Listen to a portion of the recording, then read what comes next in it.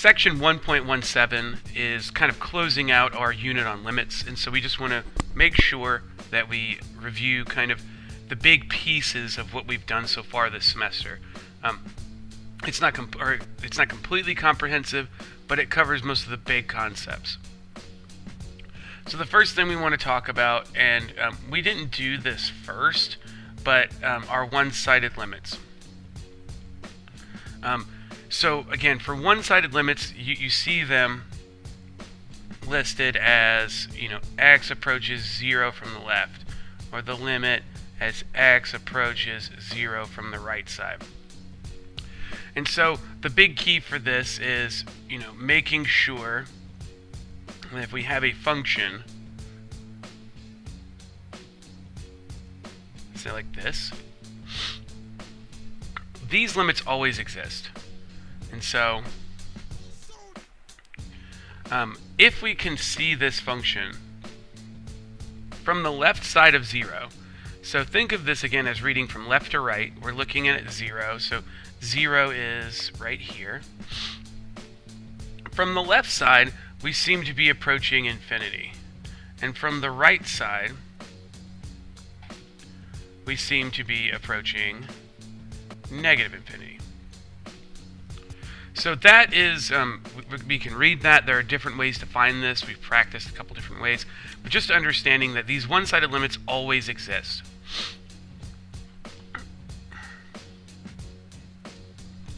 Then we just have overall limits. So overall limits require that the limit as x approaches some number from the left equal the limit as x approaches that same number from the right. And then whatever value they agree at would be your overall limit. So that's something that we need to make sure we understand. So one-sided limits can exist, but you only have an overall limit if from the left and the right they go to the exact same number. Now, some of us have the tendency of thinking of c as the limit, but it's not. It's whatever the y value approaches when c goes to, or when x goes to c. We rolled that in later in the semester into what we talked about continuity. So there's 3 parts to continuity. The first one is that the limit as x approaches c of f of x, that it exists. So if we think back, that means that from the left side and the right side, they both agree. We also need f of c to exist. So fc has to be defined, and it has to exist somewhere. And the last one is that the limit as x approaches c of f of x equals f of c. So we've talked about this recently. That means that the function has to approach the same point from both sides, and that point has to be filled in. So this is something that most functions have everywhere. It's just only when we look at special functions or piecewise functions that this is going to be a problem. Let's see. Now, when we have to deal with functions, I want to talk about our kind of like think about our tool bag. Things that we can do with limits. Right? We can substitute. Just if you can plug the number in, go ahead and do that. We can factor. We can rationalize.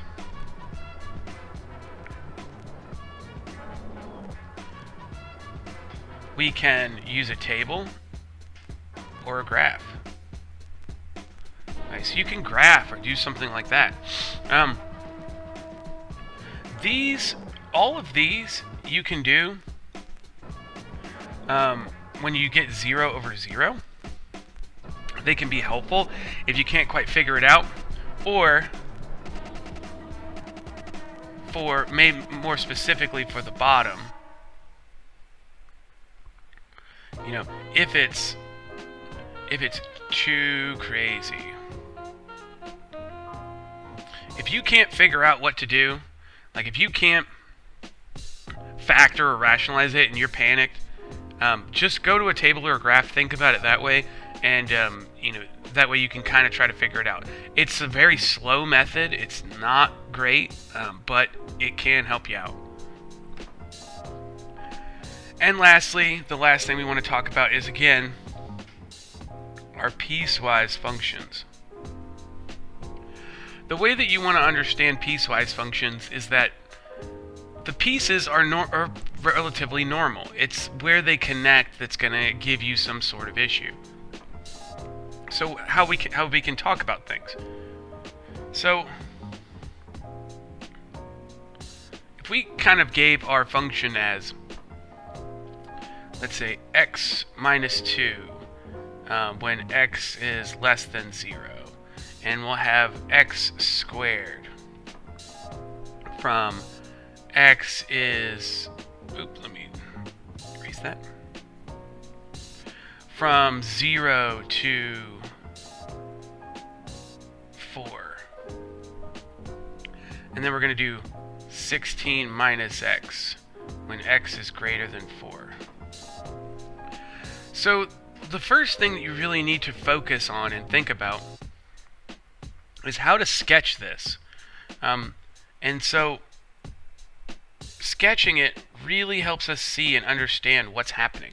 So just get a general picture. We know that our brakes are going to be at 0 and 4. So what's going on before 0? Well, we're x minus 2. So x minus 2, again, kind of looks like this graph, right? We can see that it intersects at negative 2, has a slope of 1, but we can't draw it all the way there. We kind of draw it up to 0. And because it doesn't equal 0, we have to kind of do a little circle. From 0 to 4, it's x squared.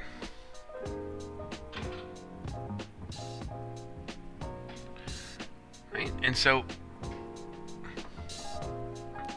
and then from 16 minus x after that point. So we're kind of now dealing with a negative graph. So this one looks kind of crazy. And we can see certain things that are going on with this graph, right? Everything is normal at first, right? Everything looks normal. It's when we get to 0 that something happens. Now, we have a left-hand limit around 0. We have a right-hand limit around 0, right? But they don't agree. The function's also not defined at 0, so this breaks several of our continuity issues. So, our continuity requirements. So this graph is not continuous at 0, right? That just means that it's not continuous. We'll use that later to talk about properties of functions, but that's all that's happening. And then when we get past 0, everything is fine. Right? X squared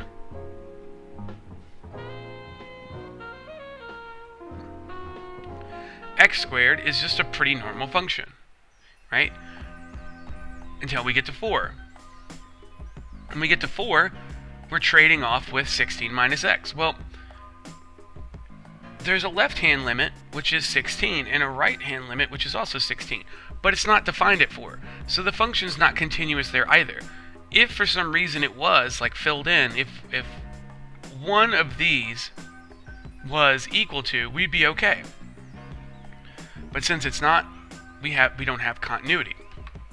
So we have to see what's going on at those pieces, because usually during the sections they're going to be completely fine. You're not going to have to worry about anything. It's only where they kind of trade off where we normally should be looking.